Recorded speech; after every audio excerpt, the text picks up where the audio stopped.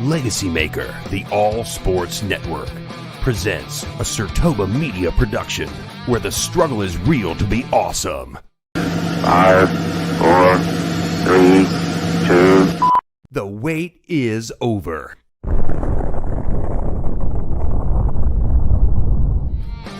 So you're giving it to Dale Earnhardt Jr. because he piggybacked off of his dad's name. The only difference is because there was a junior at the end and not a senior. Yes, and Okay. because the fact is, Drew. Point with, oh my God. I had Miami Heat winning last night. I was upset too when they lost. That's with you because of the fact of what you. Get your popcorn ready. It's time for the In or Out sports debate with your hosts, Cody Stewart of the LegacyMaker Sports Network and Drew Willingham. Hello, everyone, and welcome to another episode of the In or Out Sports Debate. We are in episode 33. I am your host, Drew Willingham, along with this week's special guest. He is of the LegacyMaker Sports Network, one of our graphic-making gurus here for the network. He is Cody Stewart. Cody, welcome to the show, brother. What's going on, my man? Thank you so much for having me. I can't wait. Hey, not a problem, man. We definitely have a fun-packed episode 33, talking about some New York-based teams, talking some college football. I'm definitely stoked for it.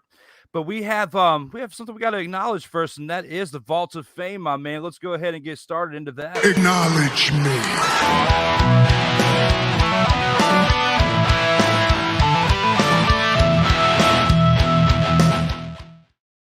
And here in the In or Out Sports Debate Vault of Fame, we acknowledge the previous participants here on the show.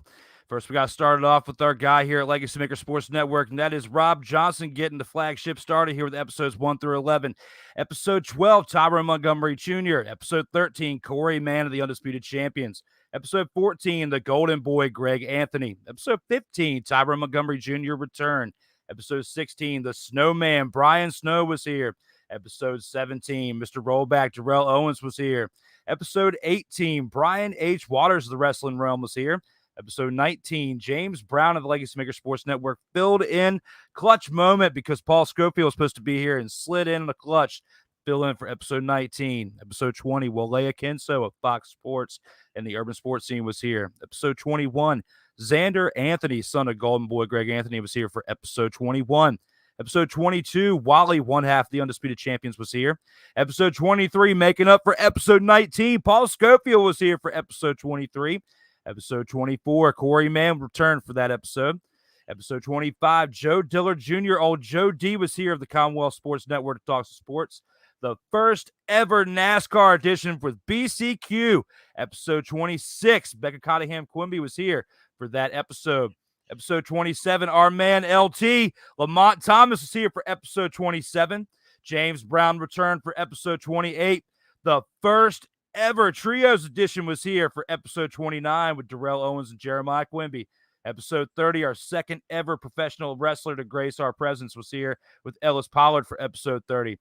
Walea Kenso returned for episode 31, as well as the Golden Boy, Greg Anthony, who was part of Double Debate Tuesday earlier with episode 32.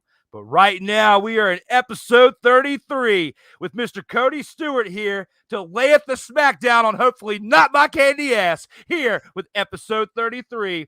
The handles for our show, if you can look on the LegacyMaker Sports Network, the In or Out Sports Debate on Facebook, Instagram, TikTok, Twitter, and Twitch. Here are the handles for those video platforms for that, as well as the audio platforms on Apple and Google Podcasts, Spotify, Amazon Prime, Anchor.fm, Not Listed, Overcast, as well as download on iTunes. You can check us out there. And I'm sorry I had to rattle all that off. It was so much. I got to get some sponsorship in there slidden up somewhere with as much I rattled off, man. But thank you for sticking with me. First of all, how are you doing, since the last time we got up on the Legacy on Fire? I'm great, bro. I'm great. I just, I was glad you reached out to me, wanted me to get on. I love talking sports, bro. So let's do it. We're definitely going to have a great time. We got rounds to go through. We got 6 great rounds tonight. Let's go ahead and get this started with round 1. Round 1.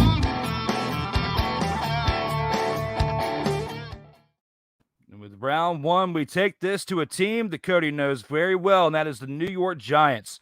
Trading for Jimmy G would not be enough to fix the struggles of the New York Giants offense. How do you feel about this, Cody? Are you in or are you out on this? I'm in.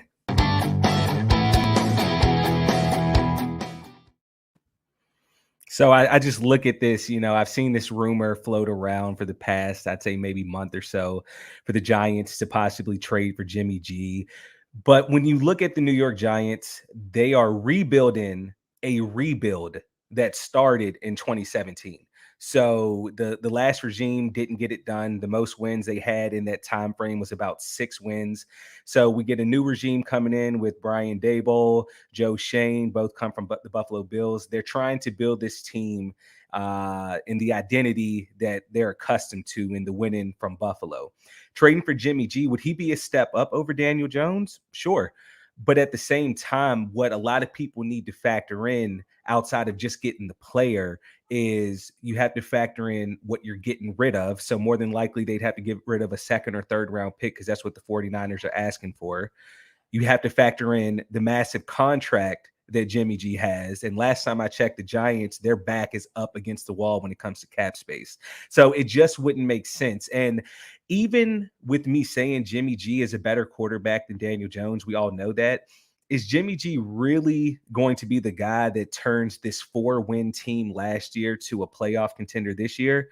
I don't see it. I say at max, he wins the Giants maybe 2 extra games, because if we're being honest, I think Jimmy G is a decent quarterback, but when you look at the teams that he's played on with the San Francisco 49ers over the past few years, they've always had a running game. They've had a good offensive line. They've had a great defense. They've had weapons like Deebo Samuel, George Kittle. But you look at last year's stats, Jimmy G played in 15 games, had 23 total touchdowns, 15 turnovers. You're expecting more with the talent that he has around him. I just don't see him going to a lesser team in the Giants and making them that much better. I totally agree with you. I'm in on this as well. I do have to acknowledge this. No matter what team he goes to, he's going to be a boost to them. I just don't think he'd be enough to send them over the hump like you were saying. I totally agree with that. He's definitely not going to be enough, of a package deal. And plus, they're going to have to give up way too much for him, like you said.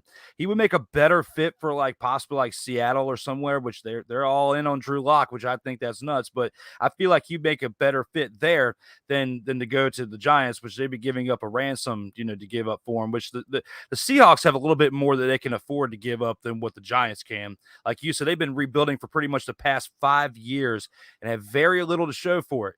So with all that being said, I do want to go through a couple things. Jimmy G, stat-wise, 20 touchdowns to 12 picks last year.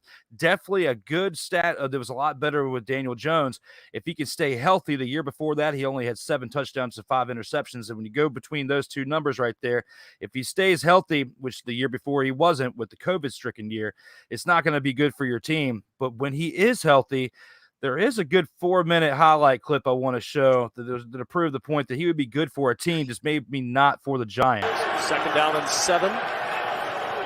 Garoppolo going to the air.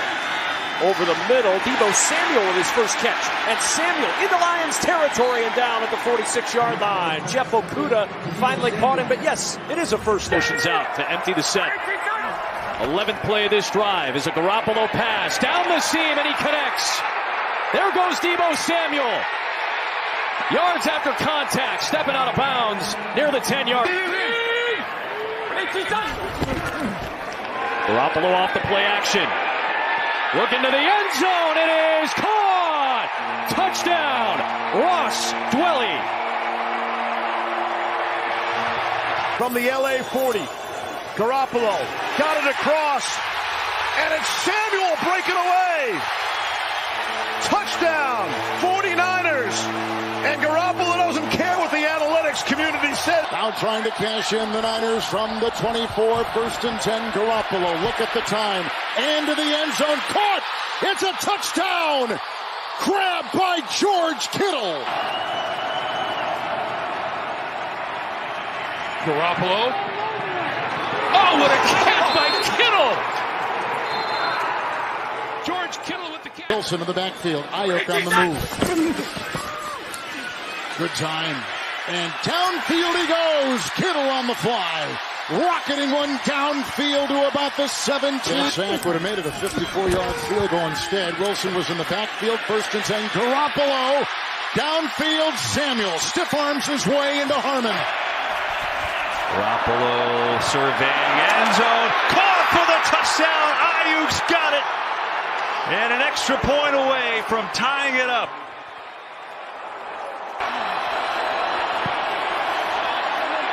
Garoppolo for Samuel. He's got it. Down near the 20.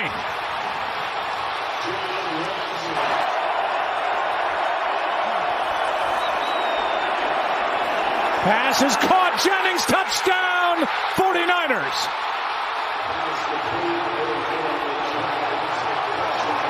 The curse is on him. Garoppolo lofts it. Caught. Jennings. 1st down from the 25.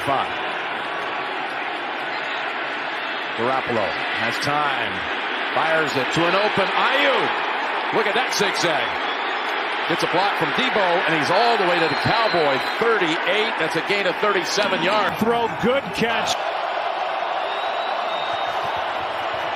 Garoppolo, Ayuk, hit in stride, and he just couldn't stay in bounds. He was gone, but his momentum carried him up.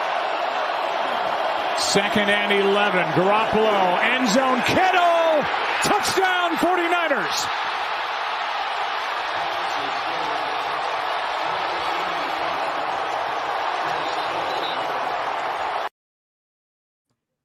You know, when you put all that in perspective, he's going to be a good addition to a team somewhere. Just maybe not for the Giants. You know, we both don't agree with the fact that, you know, trading for him, that's what we got to go in. We disagree with we agree with the statement. But as far as the next one, we do have pretty jam-packed round 2. Let's go ahead and send it to that. Round 2. Here with round 2, we got Duke men's basketball will not be as much of a threat now that Coach K has retired. How do you feel about this, Cody? Are you in or are you out on this? I'm out on this.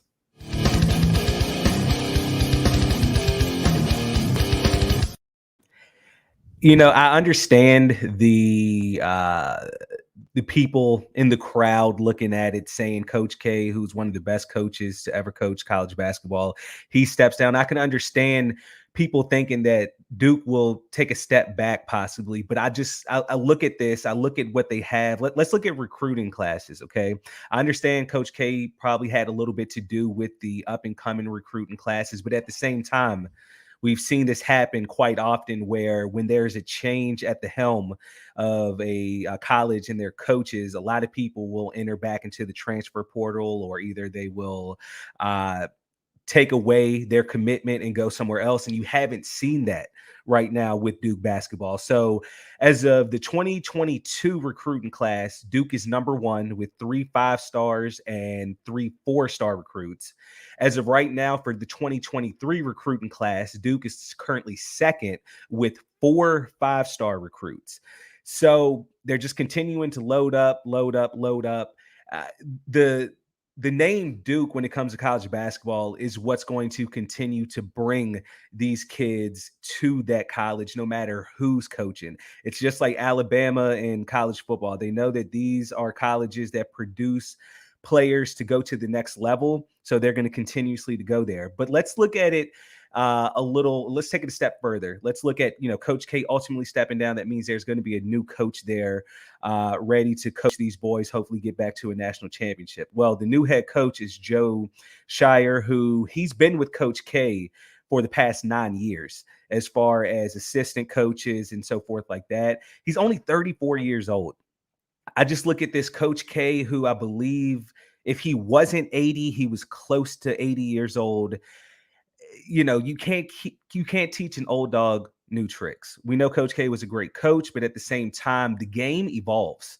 Every single sport evolves over time. I think getting this younger coach in there who's likely able to relate to these younger athletes that are coming into this college, he's going to be able to get these boys playing at a different level than what we saw with Coach K, which is going to be a good thing. So that is why I think Duke will be better. They won't fall off with Coach K retiring.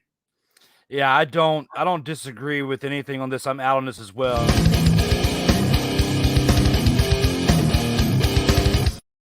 And before I give my take, we unlocked our first installment of this since we're both out on the topic. Hell to the no, to the no, no, no, no. Hell no, to the no.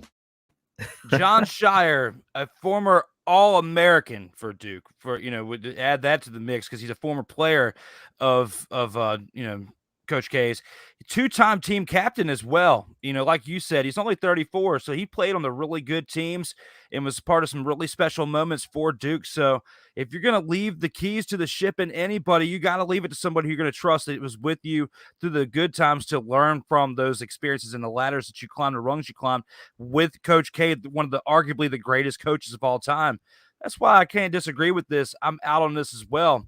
There's not really too much we can really say about that as well, but we do have some breaking news we actually have to cover real quick that you'll actually enjoy covering this one.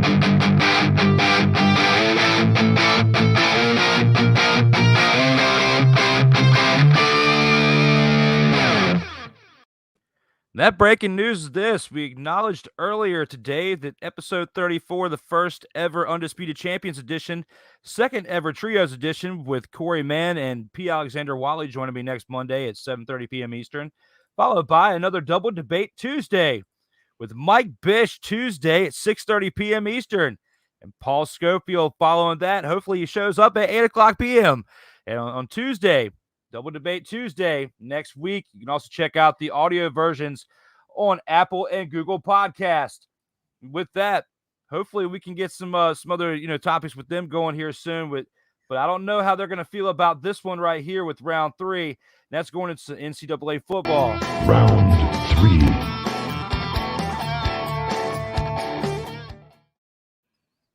Here with round 3, the Virginia Tech Hokies will win more than 6 football games this upcoming season. Cody, how do you feel about this? Are you in or are you out on this? I'm in.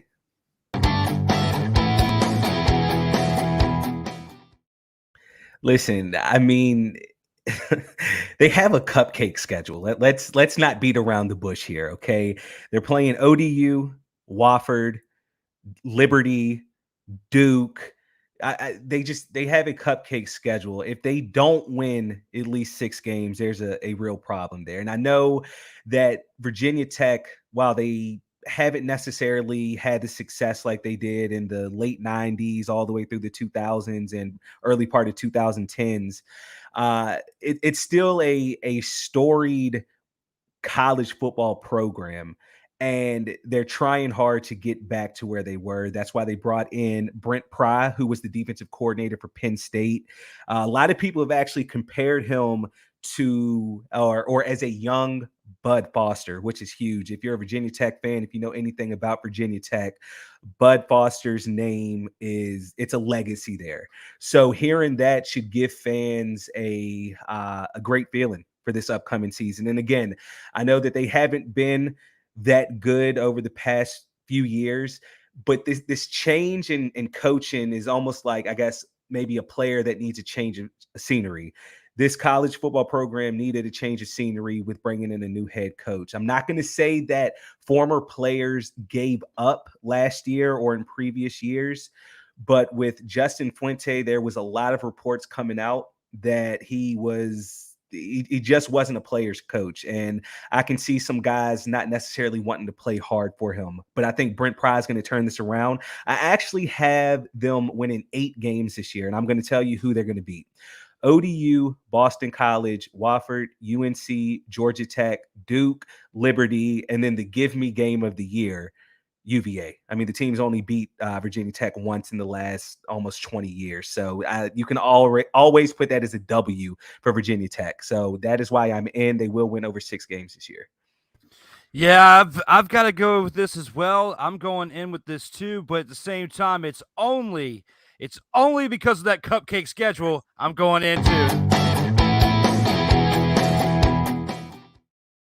if you don't win over 6 games, if you don't win those 8 games that Cody just threw at you, you need to get fired, all of you. You should not be playing at the caliber level of a storied team and storied history as Virginia Tech. Come on, guys. You got to be winning more than 6 games. Going 6-7 last year was a travesty, was a dumpster fire. All Tech fans have probably got some receding hairlines now who are over the age of 25. So come on, guys. Look at my man right here. You shaving it down to Stone Cold style. I don't blame you. I will admit, I'm not a Tech fan. That's why I've got my hair. So yes, go me, but it's still hereditary at the same time. I can't really throw it all out there. But still, the point is, you're still adding to the stress level. Tech fans are kind of like Commander fans right now when it comes to maybe not as much as turmoil that's going on upstairs with the overall in the office, but at the same time, your caliber of play on the field, you're number one at cardiac arrest, college fans probably. So you got to get together. 6-7 is unacceptable for this team. So, but with that said, we got 15 comments we got to acknowledge here at the middle of the round of the show in the Medial Mayhem. Let's check this out.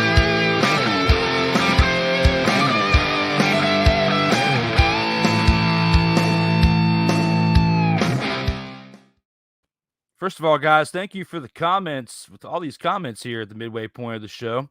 Let's go ahead and start at the beginning. The chosen one was the first one. I was telling you about him at the beginning there, Cody. Let's go. Jimmy G to the Browns. All right. Well, I mean, that's still some news that's out there. I have seen that with time or two out there, but the Giants have been a little bit more hyped up here recently in the news, so we had to go with that, I guess. LT, let's go. 2 of the best, my man. LT was here for episode 21, another great episode. So thank you, LT, for tuning in. Dio, Drew, and Cody. Of course, Dio, the super fan of my show. Thank you so much. Thanks again for the platform, my guys. Jimmy G is not enough to move the needle in NYG, and that is what definitely we agreed on here at the beginning of the show. The chosen one, Duke, will still be a powerhouse. My man knows what he's talking about. Let's go. Yeah, he's a Duke. He's a Duke fan, I'm guessing. Duke should be fine. We thought the same thing about North Carolina, and all they did was make the national championship. So, right after Roy Williams retired, of course, he is right about that. The chosen one says, go Duke. Ben Fulp comes back with, it's John Shire, not Joe. Ben, Ben, we got you. We got you. It's okay. Appreciate it. Thanks for the look on that. Trios edition, giving love to the Trios edition because he was the first ever one with Jay Quimby on that one. Mike and Paul stoked about the breaking news edition for next week for the 2 Eagles ones. Give us your thought on that. You didn't get to say anything about that, Cody. Yeah, I mean, I don't know. I mean, your show's been doing great, but obviously it's about to hit a turning point with bringing those 2 guys on here. All right, ratings are probably going to go down, especially because of Paul. Okay, so yeah, just be on the lookout. Hopefully nobody's saying Get the fuck out of here! I love this soundboard. You got a little bit of Lil Don in there. What? Oh, he's got the, Let's go. He had the slight delay, but he was there. It's kind of like the slow clap, I guess. But with that, with the comments, Ash, I think we got a few more. Yeah, Marcus Putz joining here, commenting on here with the comments. Virginia Tech will win 7 games and loses to UVA. Go doesn't know what he's talking about at all. Wow. Well, so he's calling you out for you said 8 games, and the difference maker, he's calling the 7th one. Oh, wow. Chosen one says cupcake schedule laughing emoji. He loved that one. Darrell, get that UVA stuff out of here. It's Ben Fulp coming back in. Ben knows what's up, guys. Thank you for the comments here midway throughout the show. We are at the midway point. Now all we got to do is go on into round 4. Round 4. And here with round 4 is what we like to call the By the Numbers segment. Got to give a shout out to Russ Telefera for this idea that he had back in the LegacyMaker group chat about a year ago or so. But by the numbers, because we are in episode 33, Kareem Abdul-Jabbar is the best to ever wear the number 33 of all sports athletes in history. How do you feel about this, Cody? Are you in or are you out on this? I'm in on this. So this topic is kind of tough. And the reason I say that is because there have been guys that have changed numbers over the years, like, some guys that have wore 33, but not throughout their whole career, like Shaq in the NBA, Frank Robinson in baseball, some of the best 33s to wear. But when you factor in just the legacy, the statistics, it has to be Kareem. He's first all time in points scored right now. LeBron is closing in on him. 19-time All-Star, 6-time NBA champion, 6-time MVP, 2-time Finals MVP, and a 15-time All-NBA. That is a mouthful right there. And to do that over the span of with two teams, the Milwaukee Bucks and the Los Angeles Lakers, it has to be Kareem. There's nobody else that wore 33 like Kareem. Absolutely. Before I give my take, I tried to wear 33 the best I can in this beer and chicken league. Let's show a little highlight of that.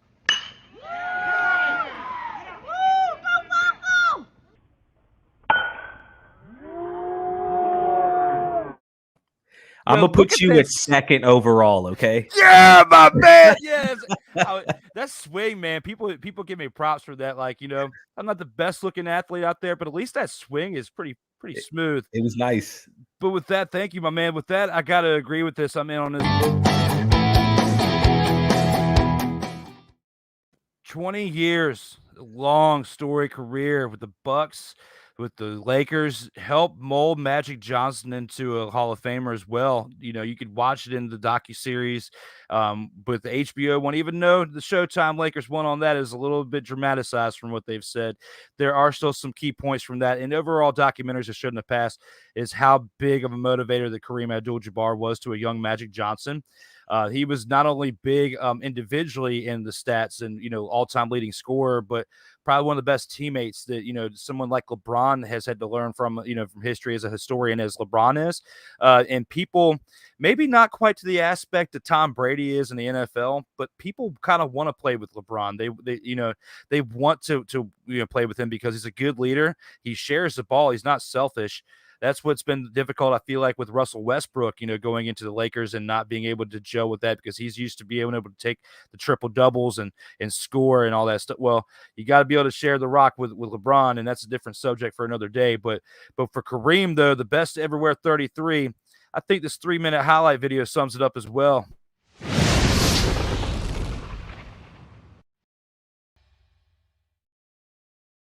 Three minutes to sum up a legend right there. Kareem is the best to ever wear 33. That sky hook, man, golly, you could not stop that whatsoever. You couldn't. And so many people try to mimic that shot, and there's only one that could ever do it so gracefully, and that is Kareem Abdul-Jabbar. And with that, we do have a bonus round. We got to check this one out for a topic that you know pretty well with NASCAR. We got to give some homage to BCQ on this one. Surprise, motherfucker. And surprise with some NASCAR.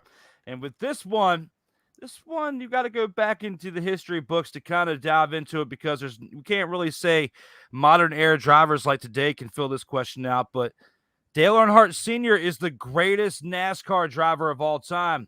How do you feel about this? Are you in or are you out? There's only one answer to this. I just want you to know that, and that is in.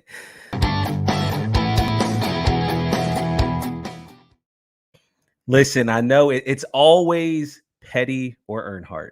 Petty or Earnhardt. I get it. Two of the best to ever do it, but let's bring in some facts to this debate, okay? So, yes, Richard Petty has 200 wins, which is about 120-ish or so more than Dale Earnhardt. But let's kind of take a trip down memory lane, and let's look at what Richard Petty was going against, okay?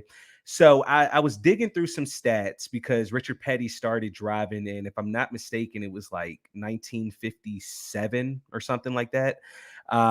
And he won 59 races when the field was 24 cars or less. Okay, so for the the NASCAR fan or the people that don't watch NASCAR, the field is normally at about 40. When Dale Earnhardt was driving, the field was normally around 43. So you're saying Richard Petty was winning some of these races with about half the field that Dale Earnhardt was going against. Okay, so in 75 races that Richard Petty was in, the field was less than 20 cars. So again, he's racking up these wins. He's going against competition where there's the odds of you to pick up a win is going to be a lot better. And let's look at it like this. He raced in over 500 more races than Dale Earnhardt.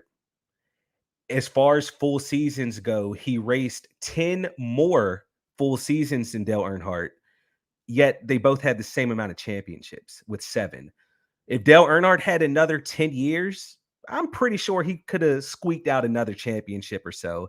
So I just look at the full body of work. I'm not taking anything away from Richard Petty, but I look at Richard Petty's stats like I do, again, RIP, no knock, Bill Russell. Bill Russell was a guy who, when he was playing, he was going against, it was like 7 other teams in the NBA when he was playing. And I think at the very end of his career, it had jumped up to maybe 12 total teams in the NBA.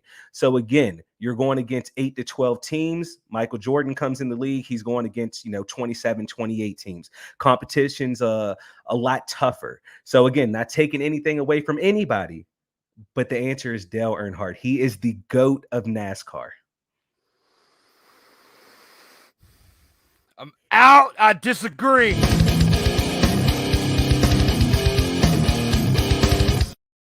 All right, some of the stuff you were saying, I kind of have to bend the knee to. You came to the plate with a lot more facts than what Paul Schofield did. All right, Nothing so I take my hat off to you if I had a hat off.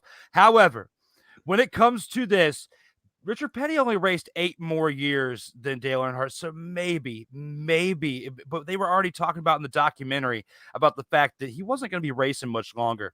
He wasn't going to win that race if he would have finished that race, the one that he died in. He might have only had a couple more. He wasn't going to race more than maybe a year or 2 more. He was the tail end of his career. It's sad because he should have retired on top. He should have got that 8th one. And then if he would have got that 8th one, I give it to you. But 35 years, Cody, 35 years from 1958 to 1992, Richard Petty. Not only that, was part of a lineage with his father, Lee Petty, who was also a top 10 driver when Richard Petty was racing. Now he's probably in the top 15, but Lee Petty molded Richard Petty into that what he was. So you are arguably during the majority of his career had the 2 of the top 10 race car drivers.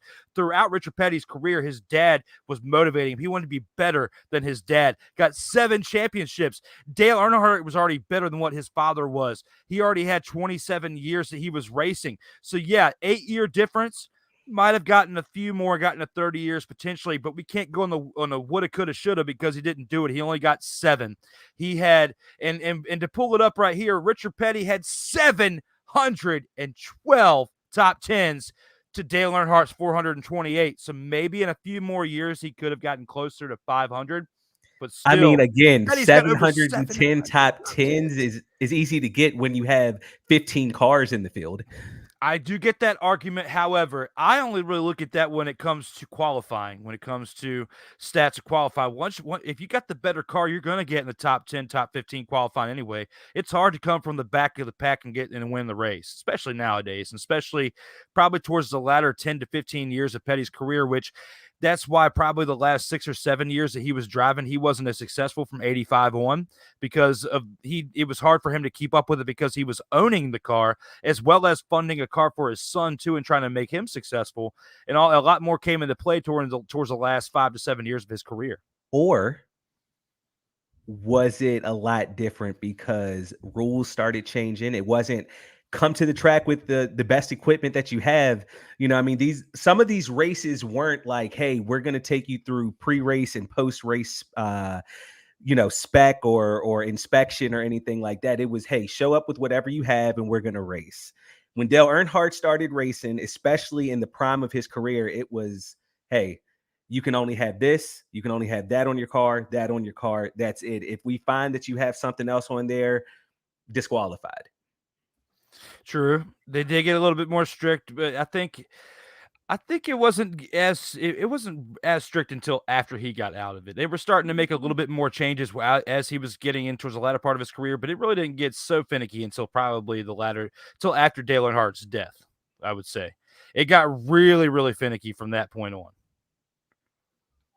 Because I mean, look, the restrictor stuff with the things, I forget what the part is now, but it was a restrictor part with his neck or whatnot. He didn't want to wear it. Oh yeah, the Hans device. Yeah, had he worn that or whatnot, then that would have potentially saved his life. Well, I think stuff like that where there's an option. One of the biggest things with him was he never wore the full helmet. He always wore like the half helmet with the visor coming down. So had he wore a full helmet, like the majority of them were wearing, he likely is still living now. But you are correct. Once that happened, they brought in the Hans device to strap you up, to the seat so that your head and your neck, they aren't moving. But again, that has nothing to do with your engine can only be this big. You can only have these tires. When Richard Petty started out, I don't think it was as sanctioned as it got in the 70s, 80s, 90s. But that's just my opinion. I think if we were to say like Junior Johnson, maybe because he was the moonshiner, you'd know he was cheating. All right. So we could probably both agree with that one. This one's going to be tough when you go back and forth between Petty and Earnhardt. So, I guess I'm going to have to concede in some ways to that. At least we could say that Paul Schofield's choice of Rusty Wallace is a horrible trash pick. And we can both agree on that one. He said what? Go back. He was joking around with saying Rusty Wallace is the best, but then he conceded and said that Dale Earnhardt was the best. But you know how Paul Schofield is with some of the things come out the side of his neck. Look, man, say if that you want to come go back ahead, and smooth it over. If you want to just kick him off the show next Tuesday, I'll fill in for him, okay? Because we don't need that negativity on here.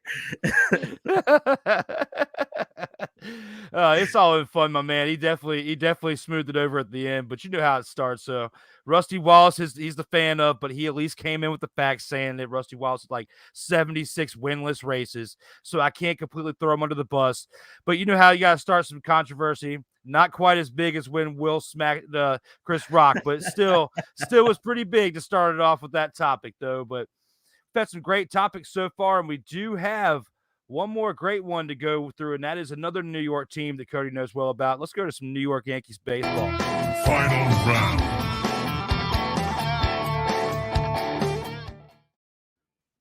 Here in the final round, we take it to the Major League Baseball. And with that, the pre-deadline moves will propel the Yankees into World Series contendership for this season.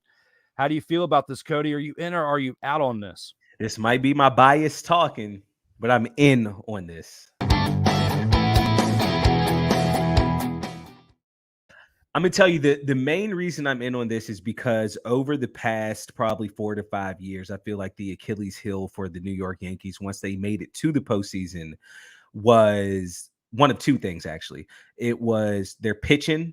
It's such a roller coaster. It's never consistent. And the bats would go cold at the wrong times, right? I think we can all agree that the New York Yankees offensively, they've been one of the better teams over the past 5 years, as I said. But when you talk about the pitching and the pitching being such a roller coaster, not being so consistent, they made a move at the trade deadline, trading for Frankie Montas from the Oakland A's. And some people might look at his statistics for this year before he came to the Yankees and not really understand where the value lies in that. He was 4-9 when he got traded from Oakland to the Yankees, but you have to dig a little deeper when it comes to pitching. So he pitched in 18 total games for Oakland this year, where I said he was 4-9 in those games. But in those games, he allowed 2 runs or less 14 times. So 14 out of the 18 games that he pitched in for the A's this year, he only allowed 2 runs or less. But out of that, he only received a win in 3 of those games.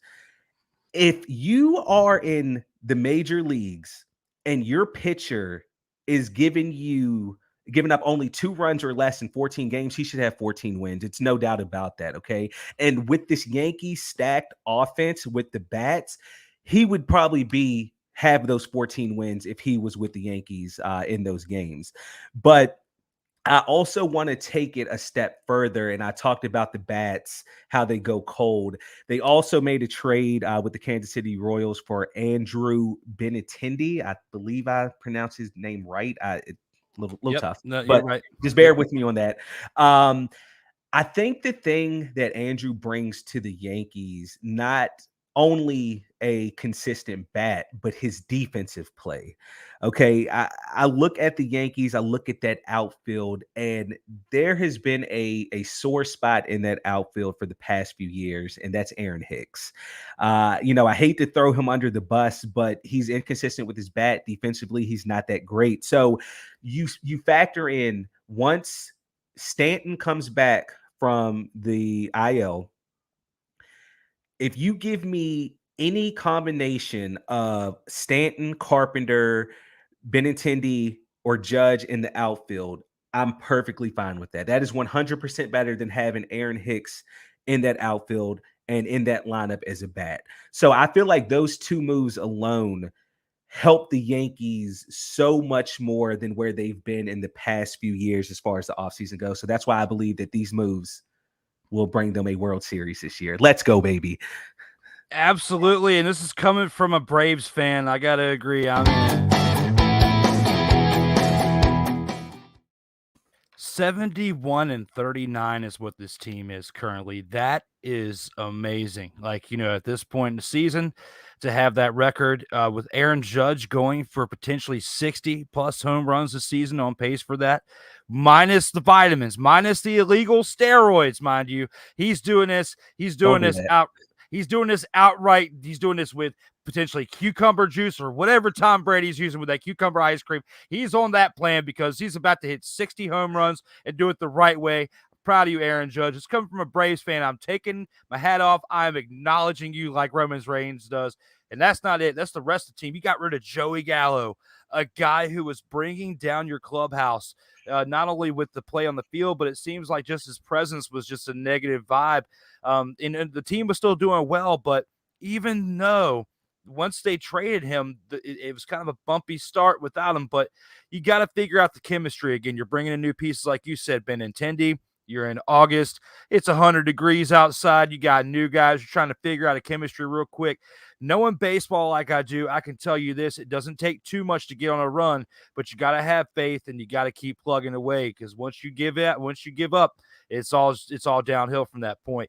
As to, I can at least say with my team, DC Cubs, who were 4 years of last place, this year we made the playoffs with an 8-5 record, and we just beat the what team was that? The Orioles. We beat the Dinwiddie Orioles in the first round of playoffs, swept them, and we got painters hats that are plain white hats. We call ourselves painters. We just painted that ass. We won that first round, and now we're on to the Giants, which good luck to us. But they're a good team, but we are too. Let's see what we got in this next round. Go.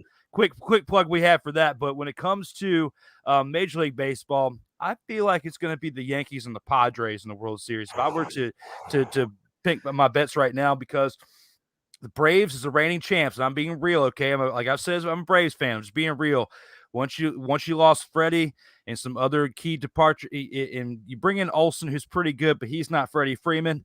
All right, so it's that the team is still within the wild card chase, but you got the Dodgers, and now you got the Padres, who are in the same division. And not only that, the Mets are in the Braves division, and the Mets are the best that we've seen since the Subway Series time. So in that, in my opinion, I feel like it could potentially be Mets and the winner of the Dodgers and the Padres for the NL West facing the Mets for the championship at NL, going towards the World Series. And it could be a Subway Series again with the Mets and the Yankees. I think it's going to be the winner of the NL West, which will either be the Dodgers or the Padres facing the Yankees in the World Series. And the Yankees, it'll be a good one. Please give me a Subway Series. All right, listen. So obviously I'm a Yankees fan. I'm not from New York, born and raised in Virginia. So the Mets never bothered me. I mean, the Yankees play them, 2 series a year, maybe, but just you can tell when there's 2 teams in a city in the same sport, you can tell who is big brother and little brother. So big brother is always the one that, they've been consistent. They have, an off year or two, and the sky is falling, right? Everybody's going off in the media about them. But little brother is the one who is wildly inconsistent, but they had that one good year out of, 10 years. And now it's World Series. They're going to be World Series champions. And that's exactly what's going on with the Yankees and the Mets right now. Give me a Subway Series. Let the Yankees sweep the Mets. I'm going off. Okay. I am going off. Twitter will have to ban me. That is a hell of a take right now in August, but I was going to say at least get there. I wasn't going to predict games yet, but if you're going for the sweep, as a fan, I know as a fan of the team, I know you're going to always going to go for the sweep every time. But for that in August, it's a big leap, but hopefully we can take the soundbite and it'll come to fruition for you. We're jumping, baby. Time. We're jumping. Speaking of jumping, we got some comments to jump to. We got another set of comments here for the mayhem culmination here at the end of the show. Let's go ahead and acknowledge what these fans got to say.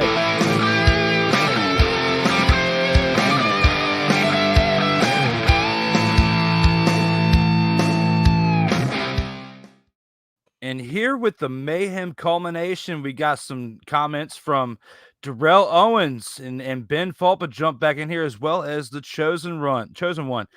We've got going with Kareem, Darrell says, for the numbers segment. He definitely agrees with us with going with Kareem. Saying, run, Drew. Talking about the NASCAR edition. Chosen one says, are you kidding me? Does not agree with Dale Earnhardt or apparently with what I'm saying. So let's see what he says. Cole Trickle is the best. God. Come on. What vitamins are you smoking, Chosen? What? Geez, get off of here, man. I love it. Woo. Then he says Richard Petty's number 2 behind Cole Trickle. Darrell comes back with Jordan equals Earnhardt and Kareem equals Petty. Talent and charisma versus statistics and consistency. Huh. That's a hell of a mathematical equation to put up in here, but I don't know if I agree with that, though. It's kind of a tough. What do you think with that? Yeah, I mean, I meant to actually. Well, I'll save it towards the end. Okay. Gallo was trash. Too glad he's gone. So he's agreeing with that.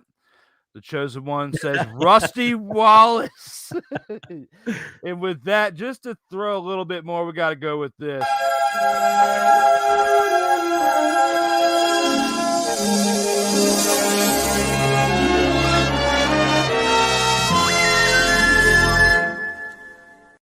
I love it. Every time, man. With that one was for you, Paul, with that one. Yankees versus Mets Subway Series 2. That's what he's saying. He's predicting it. Yankees will lose to Mets in 7 games, so he's going from this to this. Now, the look on Cody's face, this is what he wants to say to you in his... That's exactly what I want to say. Verbatim. Darrell says, I just want Seattle to make the playoffs. It's been 21 years too long. Darrell's better off playing the lottery, man. Hell to the no, to the no, no, no, no. Hell no, no, to the no, no. I love it. But I feel like at the same time,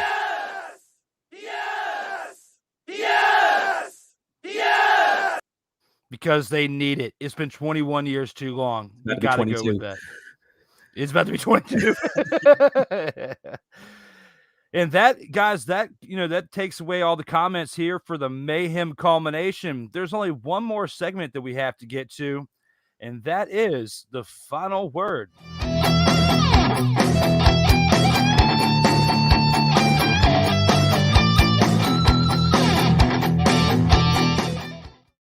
And here, the final word, we basically get out anything that we had on our mind from all of the topics. If there's anything that we forgot to say throughout the episode, is there anything you want to get off your mind? Is anything in sports in general? The floor is yours.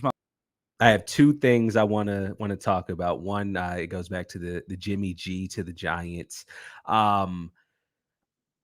Another reason why I don't feel that the Giants need to trade for Jimmy G is because I feel like they have mobile Jimmy G as their backup quarterback right now, and that's Tyrod Taylor. If you look at Tyrod's stats compared to Jimmy G's stats overall, they're very similar. So what's the point on bringing in somebody with a huge contract that you're going to have to give up, like I said, a 2nd, 3rd round pick when you got mobile Jimmy G right behind Daniel Jones right now? So just stick with what you have. And then my second thing I want to bring up that I forgot to say was in the Dale Earnhardt discussion or topic that we had. And Darrell's comment helped jog this back to my memory. I wanted to bring in, when I'm looking at the history of NASCAR and I compare it to what we've seen as far as the history of the NBA, I say Richard Petty is Bill Russell, based off of the era they were in. Competition might not have been as strong. You look at Dale Earnhardt, I think he is the Michael Jordan. And then I feel like a name in NASCAR that doesn't get the recognition that he should is Jimmy Johnson. And I feel like Jimmy Johnson is the LeBron James. So Richard Petty, Bill Russell, Dale Earnhardt, Michael Jordan, Jimmy Johnson, LeBron James. That was a great way to end the show for you with that. And for mine, I got to go with, some similar aspects. But with that, I want to segue into the fans, all right? So Chosen One, you had a lot of interesting things you wanted to say. So for my final word, I'm going to go back with this. And I'm going to say this for Darrell comes back with, come on, Cody. Didn't like your take with the Mariners right there. So I'm going to bring you back on up for my final word. I'm going to share this with you. And also to go back to this, Darrell, it's going to be 22 years. I got to agree with what Cody's saying here. I want you to get there, but at the same time, if you go, you're going to be eliminated in the first round. I'm sorry, guys. You're going to be the DC Orioles of that MLB round. So I'm sorry, guys. Going back through these comments, guys, we've had only 3.5 months of just going live. So thank you for participating. Without the fans, it doesn't make the show as fun. And if the job is not fun, then it's a job you don't want to be doing, because we like to have fun up here in the Legacy Maker Sports Network. For that, speaking of fun, we have one more thing to acknowledge, and that is the fact that Cody has made it to the Vault of Fame. Acknowledge me.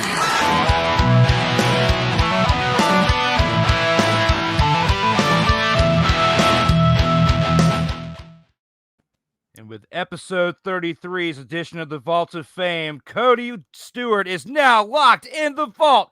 Episode 33, he joins this list here just as part of the second episode of Double Debate Tuesday with the Golden Boy Greg Anthony at 32 and him at 33. Guys, don't forget, you can always check us out on Mondays and Tuesdays here on all Legacy Maker Sports Network platforms, as well as next week's episodes you don't want to miss out on. You've got the Undisputed Champions edition, the second ever Trios edition, episode 34 next Monday, followed by the Double Debate Tuesday that Cody's saying that he may need a sub in for one of them. You got Mike Bish coming as well as Pisco, depending on how Pisco. I'm just kidding, man. But then after that, you've got the handles here for the video platforms for the In or Out Sports Debate, as well as the audio platforms we went over earlier, guys. Make sure you tune in Mondays and Tuesdays. Thank you, as always, for checking us out. And thanks again for coming on in for this episode, Cody. It's definitely been a blast here for episode 33. We have one more thing left, and that is one badass outro. Guys, stay safe out here in these streets. We'll see you next week on the In or Out Sports Debate.